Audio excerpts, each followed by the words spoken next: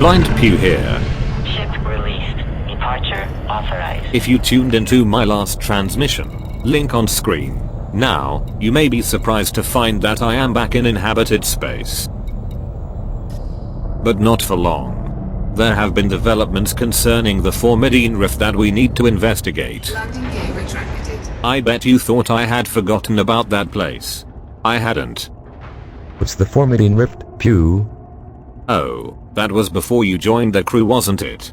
The Formidine rift, Ben, my chief of engineering, is a gap between the galactic arms, on the edge of the galaxy, where a great mystery is said to reside. Look, Ben, it will take too long to explain. Go and check out my previous transmissions on the subject, link also on screen, now. Anyway, as I was saying, there has been a development. First, a couple of months ago there was this article on Galnet. For the first time in over 100 years, a new ship has been added to the Chinisla orbital graveyard. Just before the vessel was moved to its final resting place, an onboard beacon briefly activated, transmitting a repeating sequence of curious characters. This continued for a few minutes until a power failure silenced it. The message read OTSEAF OTSEAF OTSEAF. The significance of the transmission, if any, is unclear.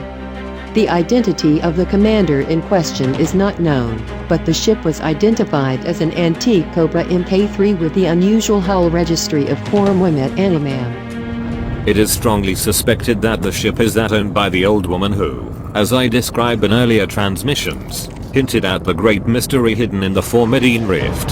The name of the ship, when translated from Latin, is My Heart and Soul. Perhaps a reference to the Heart and Soul nebulae that lie on the very edge of the Formidine rift.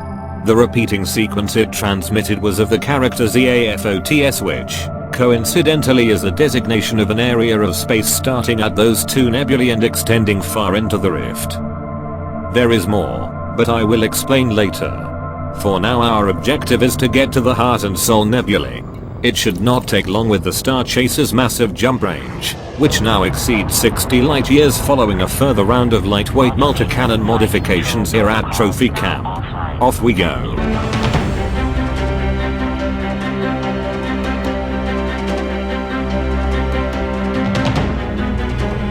Making the first jump. 3, 2, 1, engage. Sometime later in the Heart and Soul nebulae, clearly visible now. Drive charging. And later still, we are now quite close to the two nebulae, Drive charging. as you can see.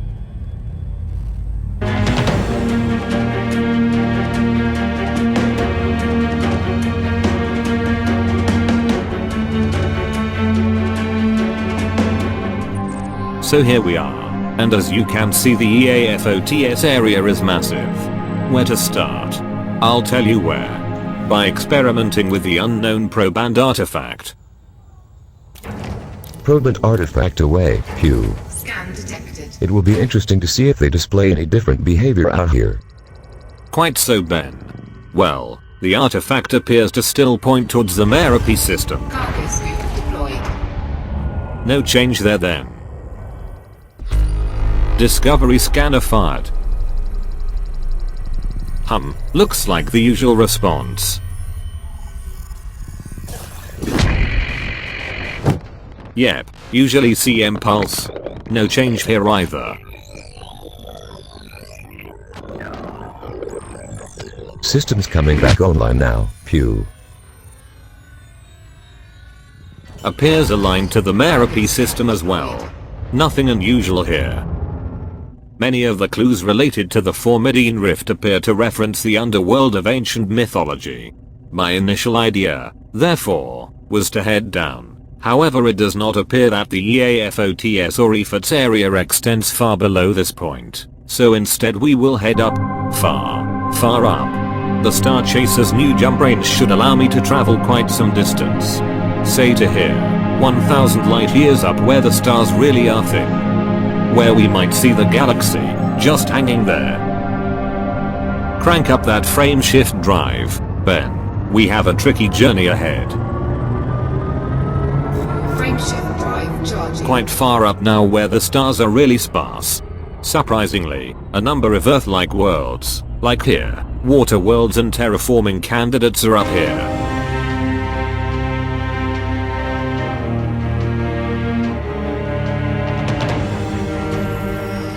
And quite a few neutron stars up here as well. Look, here is another one right next door, 52 light years away. Setting course. And more G-class stars. Quite likely there might be more Earth-like worlds then. There weren't, but a number of terraforming candidates instead. Whoa, the only star I can reach further up is a long way off. Can I make it? Just over 57 light years. Possible. And so here we are. Virtually no stars now. And this is the end of the road, as far up as I can get, unless that dream of neutron star boosts comes true. Well, we made it. Fuel scooping. Multiple, lovely Scoop suns. disengaged. Whilst we have been up here, I've been looking back to the main part of the galaxy. Checking my six, if you will. And I keep noticing that cluster of stars at the bottom right there. Sort of fish-shaped, so Laurie Jameson would like it. Despite looking on the galaxy map, I can't see clearly what that is. If anyone has any ideas, feel free to leave me a transmission. As I mentioned earlier, there is a further development. Very recently there was another Galnet article. In early August, an antique Cobra Mk3 was interred at the Chenisla Orbital Graveyard. Shortly before the ship was laid to rest, a beacon aboard the vessel transmitted a repeating sequence of curious characters. This sequence was picked up by several listening and relay posts in the Chenisla system, and it has now been determined that it contains content obscured with an unknown encryption. The encrypted data is followed by an apparently meaningless clear text phrase: "The vain queen rides a giraffe that remembers her daughter's hero." Cassiopeia, of Greek mythology, was known as the Vain Queen. Could this be a reference to the Cassiopeia constellation as seen from Earth here? And could the giraffe she rides be a reference to the Camelopardalis, or giraffe, constellation next to it? Here. Finally, could her daughter's hero be a reference to the Perseus constellation below both? Here. Perseus being the hero who rescued Cassiopeia's daughter, Andromeda. The heart and soul nebulae are conveniently located between all three constellations, around here. But, with the message saying that the giraffe remembers the hero, I can't help thinking, here, might be more appropriate. An area where the giraffe constellation looks back to, or remembers, the Perseus constellation. If correct, that would mean we should extend our search somewhat below and somewhat beyond the Sol Nebula. However, our search there will have to wait until the next transmission. Do join me for that. Until next time. Good luck, Commanders. And I'll see you out there.